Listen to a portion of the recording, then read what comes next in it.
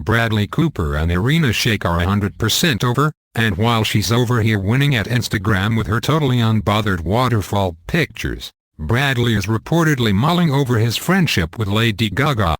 As you very well know, Gaga and B. Coop acted and sang and smashed a lot of things. Mirrors and pills. Eek. Together in a film called A Star Is Born. They had insane chemistry on screen and even off when they performed Shallow during one of Gaga's Vegas shows and the Oscars.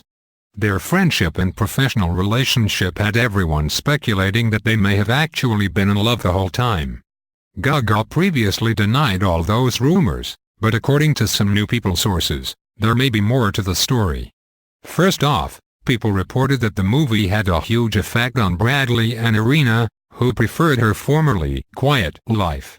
Their source said, the rumors about Bradley and Gaga having a love affair didn't help, especially with his constant travels promoting the film. Then the source added this bombshell, which is specifically about Bradley and Gaga's relationship and will make your jaw drop. He has a huge and overwhelming connection to Gaga, but whether it becomes a real love story in their lives for all the world to see is premature.